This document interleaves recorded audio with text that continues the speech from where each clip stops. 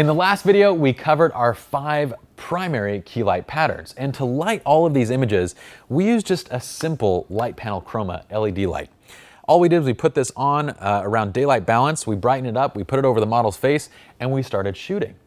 Now, we used a constant light because we want to show you these lighting techniques, and if we use flash, you're only going to see where the light is for that split second when the flash fires. We want you guys to be able to see the light throughout the entire video and throughout how we're positioning and so forth. So we wanted to use a constant light. In addition, we use this LED panel because you'll notice that it's pretty close to around the same size as a flash. This is maybe twice the size of a flash head. So it puts off a very similar light, particularly when we leave it on daylight white balance like it is right now. It's still a kind of hard edge light. It's small, has no modification, so it's going to create that kind of hard edge look, which is what you see in all these images. Look at how sharp the shadows are. Look at how deep those shadows are and the way that it doesn't really fall off. There's no really smooth shadow transition. But when we modify that light, we can create an absolutely fantastic light by simply diffusing and filling. And that's what we did here. With every light position, after we shot the light without diffusion, without any fill, we took the same shot with light modification so you guys can see the differences. And the differences are absolutely huge. So let's go to the next slide right now. Now, here are our same exact key light patterns. This time we added diffusion for that key light, and then we added a fill via reflector. So let's talk about the diffusion. For the diffusion, we added just a simple piece of fabric over the front of this light. Okay, we just taped it on basically. Diffusion fabric like this, you guys can pick up yards of this stuff from your local cloth store for under 10 bucks. It's incredibly inexpensive. And all it is just a slightly translucent or transparent. Translucent, transparent? I think it's transparent. Translucent is like reflective or something. I don't know my English terms. But it's just a slightly kind of transparent white that will allow some light to pass through. Now the lighter the fabric, basically the more transparent, the more light it allows to pass through. Whereas kind of the more, I guess the more dense or the less transparent, the more diffusion you get, but then the less light goes through. Every layer, by the way, every layer of diffusion is going to reduce the amount of light that reaches your subject. So we'll talk about that a little bit later on. But just know that every time you add a diffuser, every time you add a diffuser, you're reducing the amount of light output. So we have this over the front of that panel. What else do we got? I'm going to throw this on the ground for right now. Next, what I did is I had my assistant actually hold up a scrim. So again, this is a very similar fabric. This is just from the 5-in-1. This is the Westcott 5-in-1. And all he's doing is Joe's holding this up just directly in front, like maybe a foot off of that LED light to again further diffuse and open up the size of the light source. So as it diffuses a second time, we lose again a little bit more light, but then it opens up the light source even larger. On Hollywood sets, a lot of times they put layer after layer of diffusion in front of these giant lights. They'll put up one layer separated by another layer by 5 feet and another layer. So every time it hits a diffusion fabric, it opens up the size of the light source.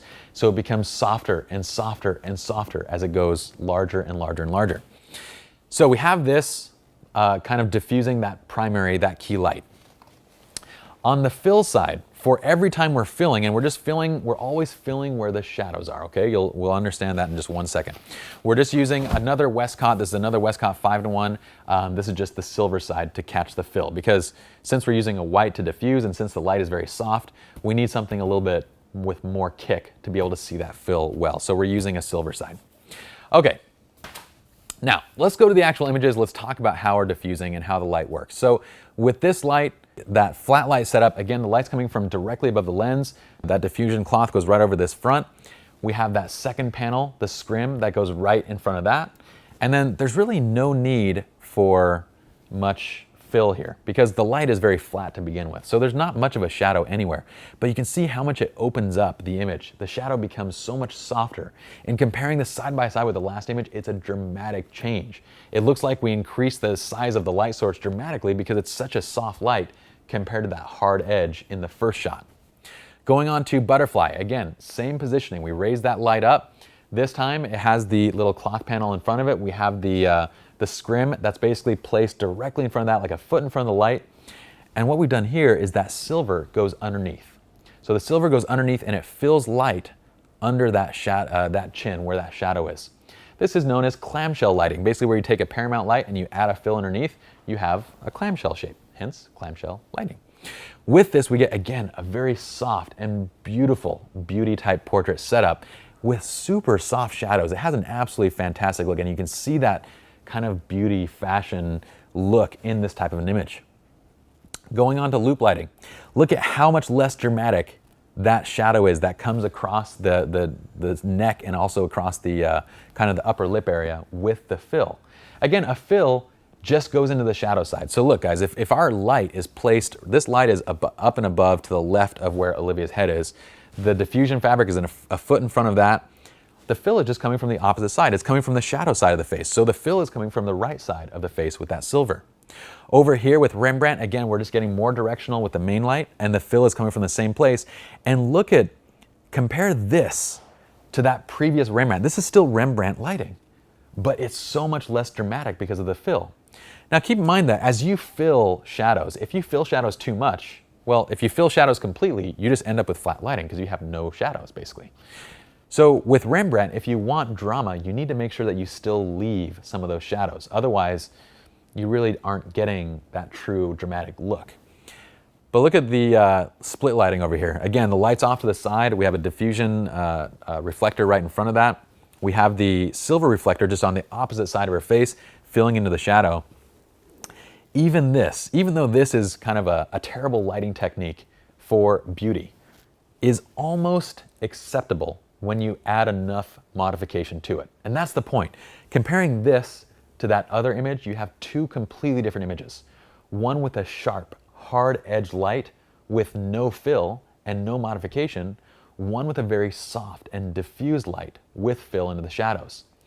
So I just wanted you all to see basically that those same 5 common key light patterns look completely different with light modification, because light modification is really the tool that's going to create the stylistic look that you want to have in your images. The key light pattern and the direction of light is great. We're going to use it for all sorts of different purposes.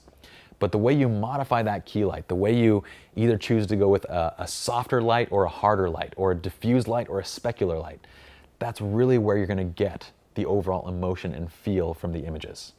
That's it for this video. Let's go ahead and head to the next one now.